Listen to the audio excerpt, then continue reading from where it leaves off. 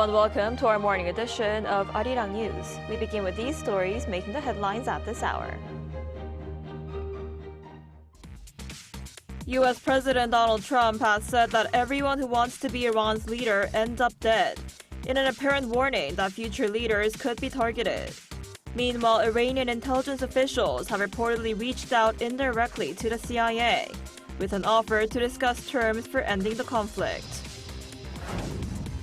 The U.S. defense chief says Washington's efforts to deal with Tehran's nuclear ambitions will send plenty of signals, responding to a question related to North Korea's criticism of military operations against Iran.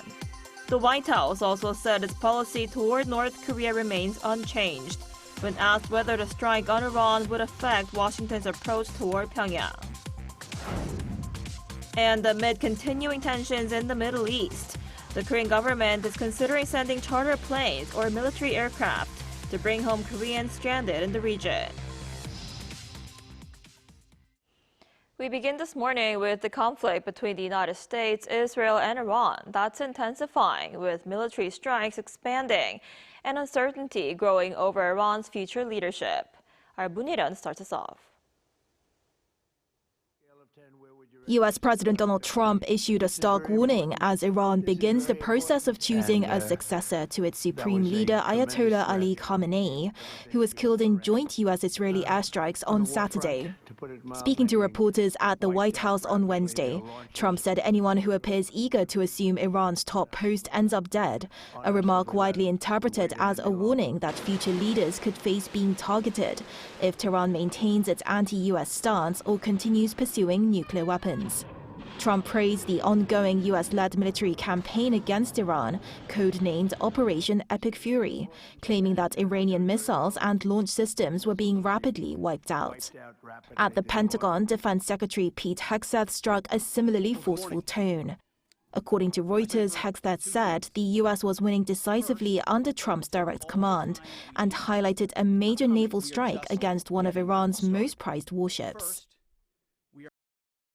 An American submarine sunk an Iranian warship that thought it was safe in international waters. Instead, it was sunk by a torpedo. Quiet death. With the conflict already expanding across the region, Turkey's Ministry of National Defense said Wednesday that a missile fired from Iran toward Turkish airspace had been shot down by NATO. Israel has continued to strike Iran-backed Hezbollah in Lebanon, while Iranian missiles have targeted Israel and Gulf states. According to the US-based human rights activists in Iran, the war has already killed over 1,000 civilians in Iran, while global energy markets and international travel have been disrupted. Behind the scenes, diplomacy appears uncertain. The New York Times reports that Iranian intelligence officials quietly reached out to the CIA through intermediaries shortly after the fighting began, signaling interest in talks. U.S. officials remain skeptical, and Trump has since declared it too late for negotiations.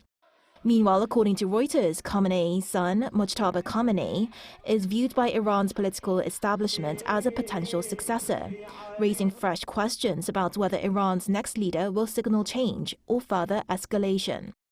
문혜련, Arirang News. And U.S. Defense Secretary Pete Hegseth also says Washington's military operation against Iran will send clear signals about its stance on nuclear threats amid criticism from North Korea. The White House also added that the campaign does not change the U.S. approach toward the North, maintaining a strategy of deterrence and diplomatic flexibility. Our Lee Seung-jae has more.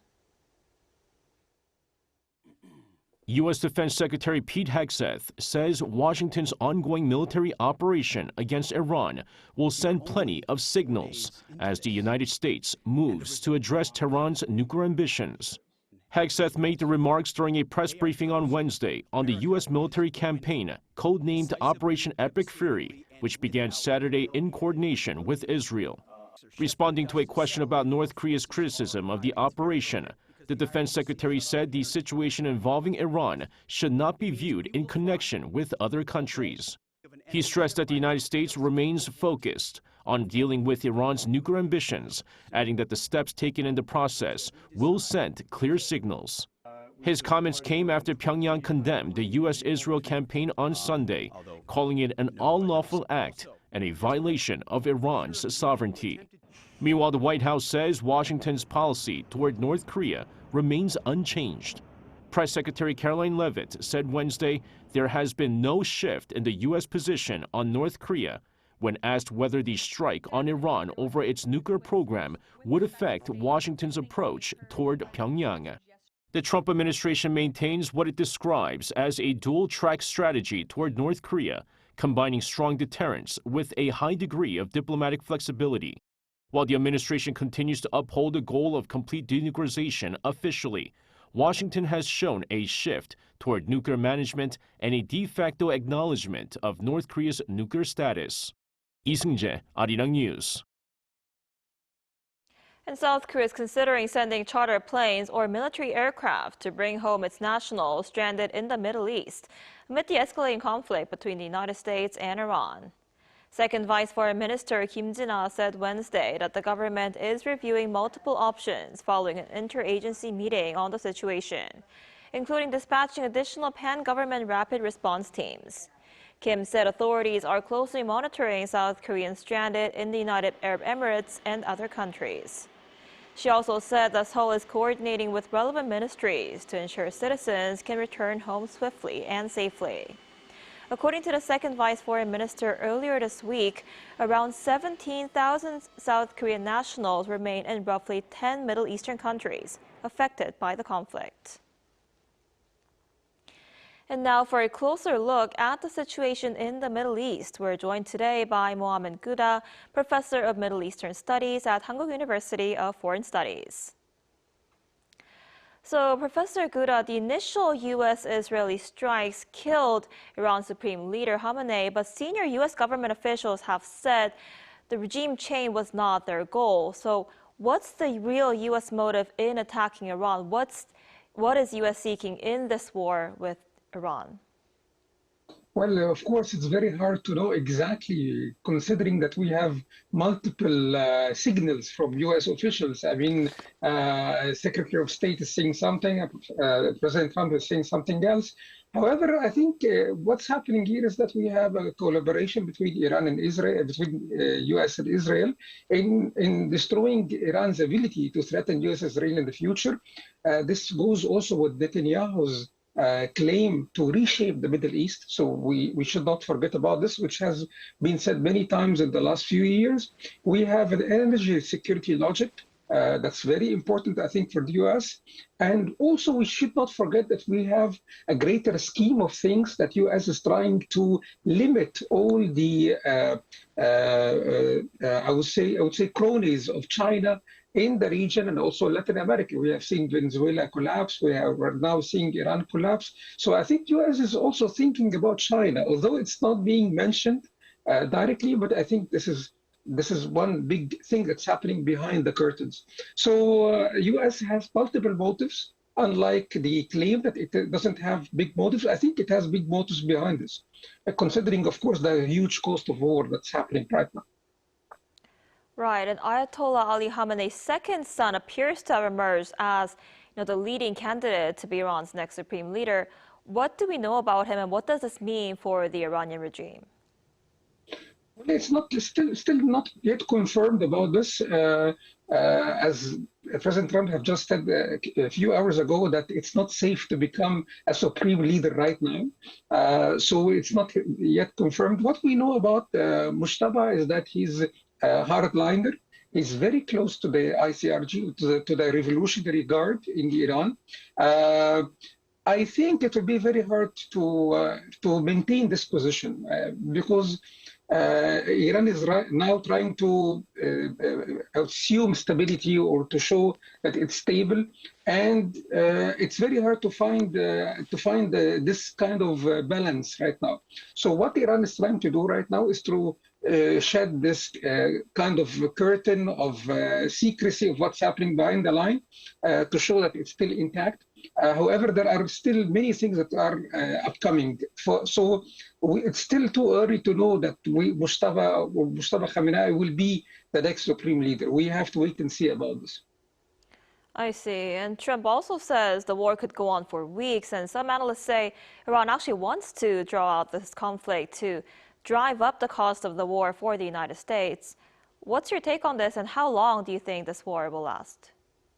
Well, that's a great question. Of course, it's very hard to know exactly when the war will going to end. But I mean, the most of the analysis is talking about weeks. Actually, we have to look at the economic side of things. I mean, we have to look at the data. So the estimated daily cost for the U.S. is around $1 billion each day of war. So it's really a big amount of money that's being spent, and this is more or less what's the same cost as it was in Afghanistan case. For Iran, it's a different story. We have asymmetrical warfare. We have very cheap weapons. Just for the viewers to understand, one cheap drone of Iran costs around $30,000. Requires a $3 million interceptor missile to stop. So the cost of interception is very, very high for Israel and US. And this is what Iran is bargaining on, actually, to think about the economic cost, the economic impact, and so on.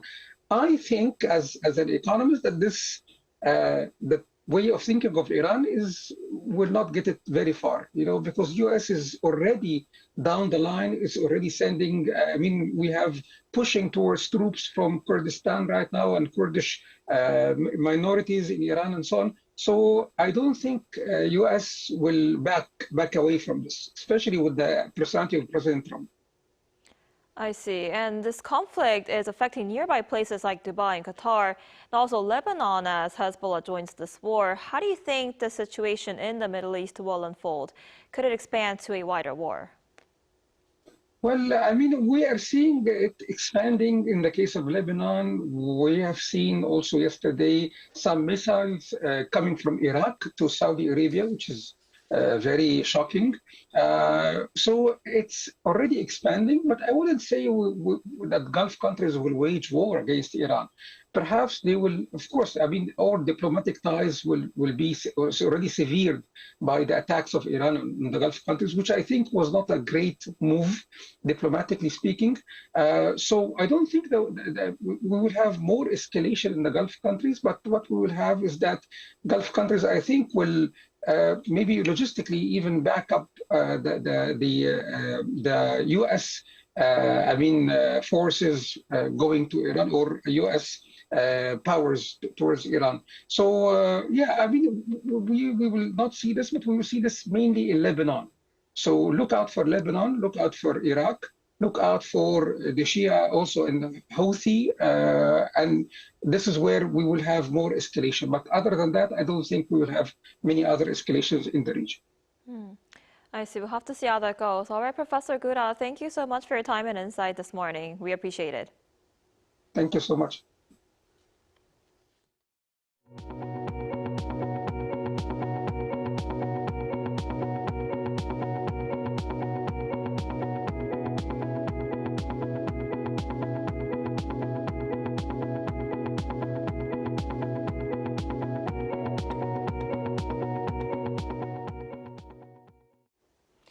North Korean leader Kim Jong-un inspected a new 5,000-ton warship ahead of its deployment and oversaw a successful ship-to-land strategic cruise missile test, according to its state media this morning. The vessel, named Chaehyun, is North Korea's first deployer of its size and is being promoted as a new symbol of the regime's maritime defense capability, with Kim calling its performance during sea trials satisfactory. He said Pyongyang plans to build 2 destroyers of the same or higher class every year under its next 5-year defense plan, claiming the Navy's nuclear armament is progressing smoothly. Separately, he also attended a nationwide military sniper shooting competition, stressing the growing importance of sniper units in modern warfare and calling for a qualitative leap in their combat readiness. Meanwhile, South Korea's rival parties have agreed to fast-track a special bill aimed at facilitating large-scale investment in the United States, citing concerns that further delays could invite trade retaliation. The National Assembly's Special Committee handling said on Wednesday that the legislation began formal negotiations on 9 related bills, with both sides aiming to end the review process by March 9th. Lawmakers say broad consensus has already been reached on major issues, including transparency, oversight, and whether to establish a separate investment entity. The agreement comes following concerns that delays could trigger strong trade retaliation from Washington amid heightened global tensions, including conflict involving the U.S. and Iran. Over in Spain, small and medium-sized South Korean businesses are making their presence felt at this year's Mobile World Congress. Our business correspondent Park Jun-an takes us to Barcelona, where Korean SMEs are promoting their technologies. At the Mobile World Congress, companies, exhibitors, and potential buyers from 200 countries gather to discover hidden gems in the tech world. It's not just global mega companies that showcase their latest technologies. Here at MWC, there are dedicated pavilions like this one to promote small and medium-sized Korean businesses. This year, 131 SMEs from Korea participated to showcase technologies tailored for global markets. Among them, there was one company which was nominated for this year's Global Awards, often called the Oscars of the mobile industry. That company was N-Open. It provides biometric authentication and identity verification solutions using on-device AI and a physically isolated token system, enabling secure authentication without relying on servers or the cloud. We are extremely proud that our solution was nominated for the GLOMO Awards, especially given the challenging environment for entering the biometrics market in Europe. Going forward, we will continue to make every effort to ensure that our solution can make a full-scale entry into the European market. A potential buyer from Spain who visited Korea Trade Investment Promotion Agency's pavilion praised the technology on display. I think the main interest is the technology of Korean companies, because Korean technology is amazing, is cutting edge, one of the best in the world. Apart from sales, which is our core objective, we can also support them in all the regulatory compliance and the setup process. As of Wednesday local time, participating SMEs had recorded 556 business consultations, with expert consultations reaching around $195 million and contracts under negotiation totaling $18.6 million. Park Jun-an, Arirang News, Barcelona. The start of a new school semester isn't just exciting for young students. It also marks a fresh beginning for manhakdos, or students who study at a later age. Women who are unable to finish school earlier in life for various reasons are now returning to the classroom, proving that it's never too late to learn. Our Jong-un has their story. In class, students repeat after the teacher, carefully spelling out the English alphabet for the very first time.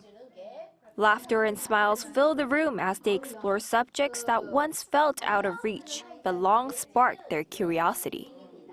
Among them is 87-year-old Kim Moon-ja, clutching her pen, excited for her very first day of school.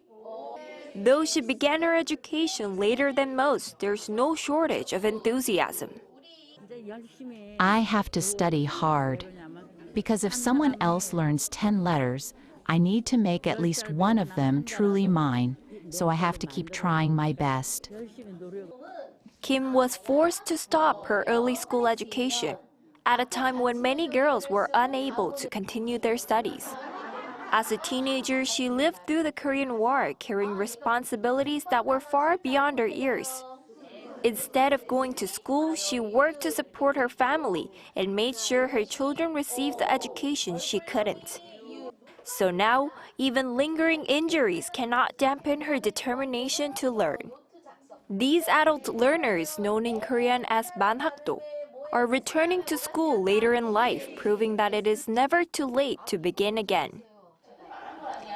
Many of these women who have spent much of their lives as housewives are now in their 40s, 50s, or even 80s, and are finally pursuing the education they once had to set aside. When a new semester begins, new students enroll and bring their dreams with them.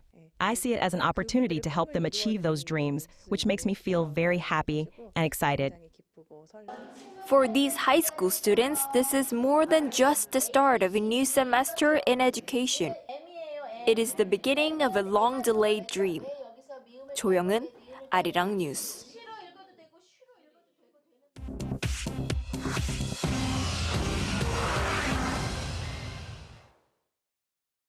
Good morning. I'm Chu Ji-hyun, and this is The World Now.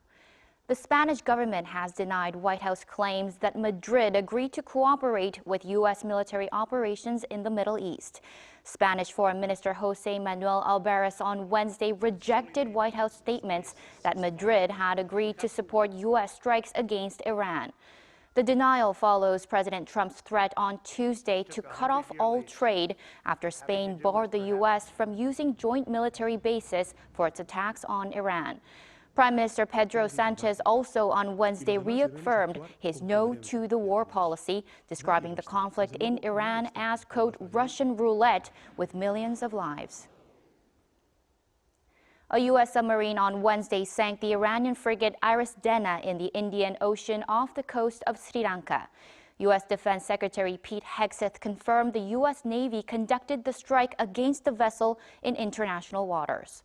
Sri Lankan military rescuers recovered 87 bodies from the site and treated 32 survivors at the hospital in the port city of Galle. The Iranian ship was traveling from India to Iran following a multilateral naval exercise in the Bay of Bengal. Sri Lankan authorities are continuing search and rescue operations for approximately 60 missing crew members. Treasury Secretary Scott Bessent on Wednesday confirmed the U.S. will raise the global import tariff rate to 15% this week. That's an increase from the current 10% tariffs. The administration is implementing the hike under Section 122 of the 1974 Trade Act. It is a 150-day temporary measure, but Bessent told CNBC that during that time, the government will conduct studies for more permanent tariffs. That measure was brought in after the Supreme Court struck down Trump's previous tariffs. A total power failure on Wednesday disconnected the Cuban national electrical grid, leaving most of the island without electricity. The state electric utility UNE attributed the blackout to an unexpected outage caused by a boiler leak at the Antonio Guterres thermoelectric plant. The Energy Ministry confirmed that the outage halted water services, transportation, and state media broadcasts across Havana and western provinces of Cuba.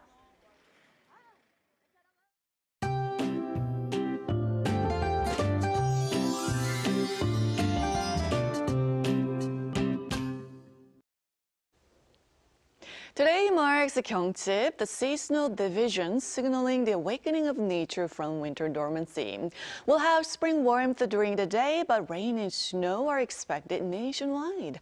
Rain will begin in western regions late this afternoon and spread across the country tonight with 5 to 20 millimeters expected through tomorrow.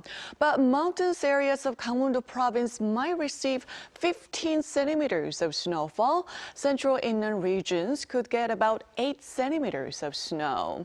But until this precipitation arrives, air quality will remain bad, mainly in the western parts of Korea. And this afternoon, highs will go up a couple of degrees higher than yesterday with Seoul and Busan, both topping out at 13 degrees Celsius, but Daegu, Gwangju, Jeju will be slightly warmer at 16 degrees. And today's precipitation will bring colder air to the country. Morning lows will drop down to below 0 degrees this weekend, bringing a spring cold spell.